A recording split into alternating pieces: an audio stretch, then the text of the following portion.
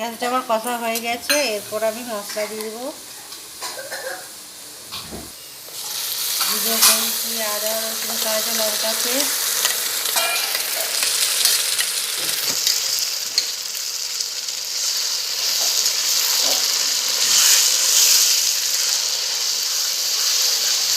ভালো করে কষে নিয়ে তারপর আমি মাটনটা দিয়ে দেবো।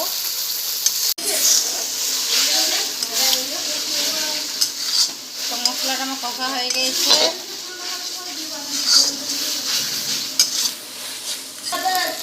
মটনটা দিয়ে দিচ্ছি।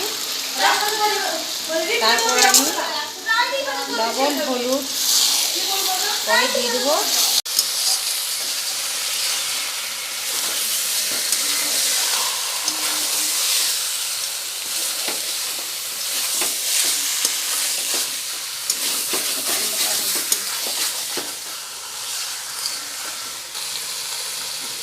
টমেটো দিয়ে দিলাম,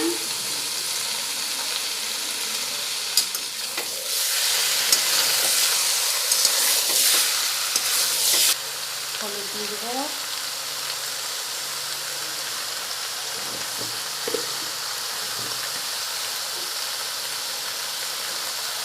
জিরে গুঁড়ো দিয়ে দিচ্ছি, মিক্স মশলা,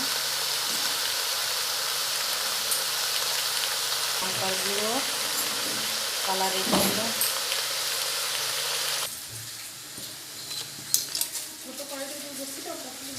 মিট মশলা, সানরাইস গরম মশলা,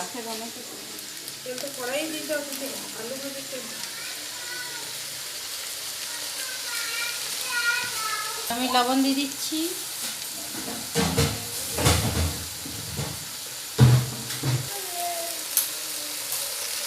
একটু জল দিয়ে দিলাম। তখন আমি ভালো করে নেড়ে চেড়ে রান্না করে নেব। তারপরে আমি আলুগুলো দিয়ে দেবো। এইখানে আমি পটলগুলো ভেজে নেব।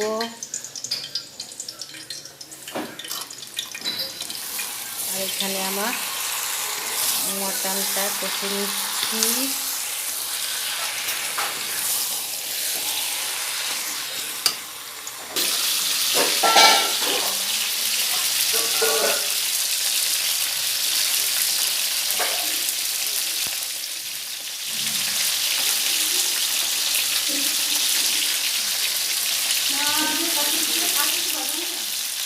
তারপর আমার কষা হয়ে গেছে, এরপর আমি জল দিয়ে দেবো, আলুগুলো দিয়ে দেবো। তো আলুগুলো আমার দেওয়া হয়ে গেছে, এরপর একবার নেড়ে নিয়ে আমি কুকারে দিয়ে দেবো মাংসটা সেদ্ধ করার জন্য। আমি রান্না করছি, আমার কষানো হয়ে গেছে, এরপর আমি কুকারে দিয়ে দেবো।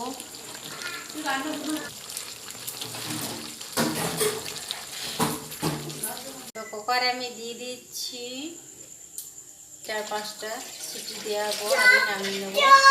তারপর পরে দেখাচ্ছি ভিডিওটা। মটনটা আমার রান্না হয়ে গেছে। তো এখানে দেখুন আমি কড়াই ঢেলে নিয়েছি।